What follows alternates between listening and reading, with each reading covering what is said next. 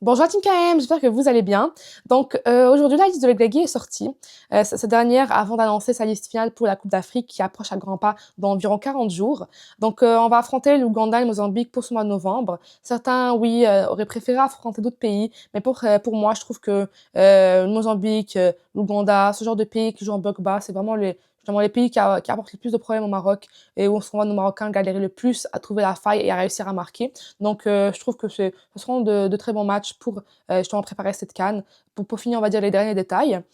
Donc, avant de parler de la liste de l'Eglagui, je vous invite à ne pas oublier de vous abonner, liker, partager et commenter si vous aimez le contenu, car c'est vous la force. Donc, pour parler de la liste, on peut voir que quand même il y a des revenants comme des absents. Pour les gardiens, il y a Bounou, El Krejoui et El Harar. Je pense que ça sera vraiment ces trois gardiens qui seront appelés pour cette CAN, Inch'Allah, s'il n'y a pas de problème ou de blessés. Sinon, pour les latéraux, il est important de mentionner que notre capitaine Hakimi s'est blessé malheureusement lors de son dernier match. J'espère vraiment qu'il se rétablira vite et qu'il sera là pour cette CAN et que même s'il ne joue pas les premiers matchs, j'espère que quand même il nous rejoindra le plus tôt possible pour justement rapporter ses atouts à l'équipe parce que c'est vraiment un joueur très important pour l'effectif et justement notre capitaine bien sûr. Sinon, pour les latéraux qui ont été appelés, donc il y a Mozraoui que je pense qu'il va jouer à droite. Je pense que ce sera le cas parce que sinon les autres latéraux, à part Chibi, c'est le latéral droit qui a été appelé. Sinon les autres, ils jouent à gauche. Sinon, Chibi. Lui, je trouve qu'il ne nous apporte pas cette satisfaction. Le peu qu'il a joué, il a vraiment montré, il n'a pas vraiment montré un bon visage. Sinon, Salahdine fait son premier appel avec le Maroc. Il performe bien avec son club. Je trouve que quand même ça peut être un atout. Il faut juste le voir comment il jouera avec des équipes africaines. Et sinon, finalement, Blanc-Marie qui, lui, fait de bons matchs comme des mauvais matchs parfois avec le Maroc. Mais je trouve que quand même, c'est un bon latéral qui pourra être là pour nous aider dans le besoin. Donc, pour la défense centrale, on a Aguerd qui est une certitude avec le Maroc, qui joue bien avec son club, et avec le Maroc qui performe très bien. Sinon, soit Massina ou bien Diamer sera titulaire à ses côtés, mais je pense plus du côté de Massina. Diamer, lui, je pense, ça rentrera pour soit remplacer justement en cas de pépin l'un des deux joueurs ou bien pour justement leur donner aux joueurs un peu de repos. Et finalement, le retour de Seyss, sincèrement, j'aurais préféré appeler d'autres joueurs que lui, puisque Seyss est un joueur vieillissant qui n'a pas vraiment de minutes de jeu et qui ne joue même pas dans un bon championnat. Donc, c'est ça. Sinon, on peut remarquer qu'il y a quand même l'absence de El Hilali en tant que latéral. Je ne comprends pas vraiment pourquoi.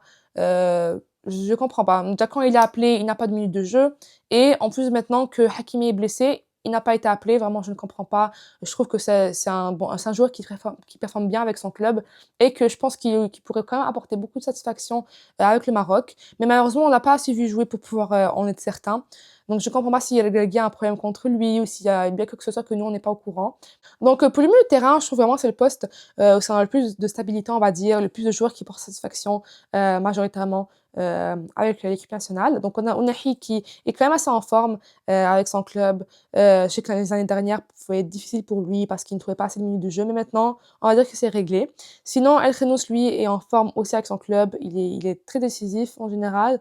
Et malheureusement, avec le Maroc, il ne montre pas, on va dire, tous ses atouts. Je trouve que c'est assez malheureux pour lui et que justement, s'il continue comme ça, il pourrait perdre sa place. Sinon, on a aussi Naïnoui qui, lui, depuis qu'il a été appelé, il apporte beaucoup de stabilité et de calme au milieu central du Maroc. Et sinon, il y a aussi Mrabot que lui, bon, il y a quelques temps, certains ne voulaient plus le voir avec l'équipe nationale, disant qu'il est trop vieillissant, devenu trop lent, blablabla. Moi, je trouve vraiment que Mrabot, on peut pas s'en passer, surtout pour cette CAN qui approche à grands pas. On a aussi Tel Rally que moi, j'aime beaucoup vraiment son profil, mais je trouve que quand il joue avec le Maroc, on va dire qu'il ne prend pas toutes ses chances qui ne montre pas tous ses atouts et justement que parfois son jeu peut être un peu rempli de déchets, ce qui est quand même assez malheureux parce que je sais que ce joueur peut vraiment apporter un très grand bien s'il donne son 100% avec l'équipe nationale. Sinon, on a Ben Serer qui, lui, bon, malheureusement, je ne le reconnais plus, je ne comprends pas. Ben Serer, il y a quelques mois, il est parti où? Je trouvais que ce joueur était tellement et pouvait être percutant avec ses dribbles, pouvait débloquer un match avec ses frappes aussi qui sont aussi très qualitatives. Mais malheureusement, actuellement, il manque beaucoup de confiance. J'espère qu'il la retrouvera avant cette CAN. Et sinon, on a aussi Saïbari qui est vraiment très en forme, lui, contrairement, on va dire, à Ben Serer.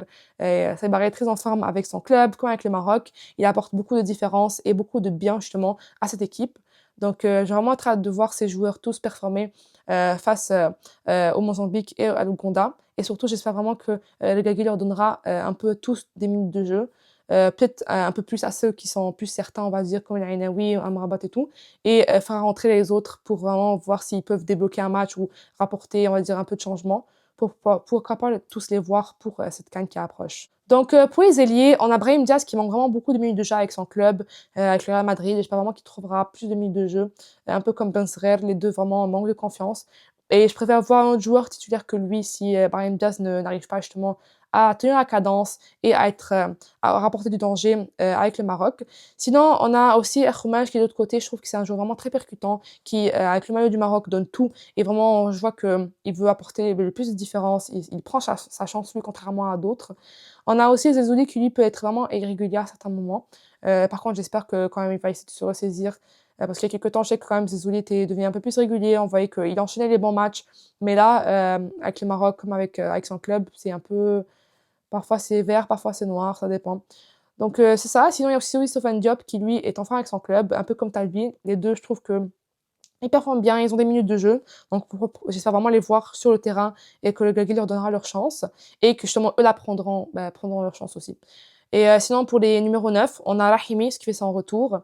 J'espère que, bon, je sais pas si lui jouera par contre en tant que numéro 9 ou bien en tant qu'ailier, puisqu'on a un ailier droit en moins dans la liste. Mais j'espère quand même voir Rahimi en tant que numéro 9, puisque c'est le poste où il faut faire le plus, on va dire. Sinon, on a un Nasseri qui, lui, bon, a encore une fois été appelé avec El Kabi et Egemen. Donc, moi, je trouve que Egemen, par contre, lui, je trouve que vraiment, c'est une pépite qu'on a. Il marque pas toujours, mais il apporte du danger qui, vraiment, on peut voir ça, que son impact sur le terrain. Et j'espère vraiment que pouvoir le voir jouer un peu plus et qu'il y ait un peu plus de minutes de jeu aussi avec le Maroc, qui commence la majorité des matchs titulaires pour vraiment pouvoir voir de quoi il est capable. Donc, j'espère vraiment que, en général, ces deux matchs qui arrivent pourront nous rapporter, on va dire, certaines satisfactions, certaines certitudes, parce que c'est les derniers moments avant la CAN et c'est le temps vraiment de tout peaufiner avant qu'il ne soit trop tard, parce que en commençant cette CAN, il faut que tous les joueurs soient prêts, que le staff, que le Gagui soit prêt mentalement vraiment à justement tout donner. Ils auront une pression, ça c'est sûr, mais j'espère qu'ils réussiront à tous bien gérer cette pression et vont bien faire performer pour cette compétition.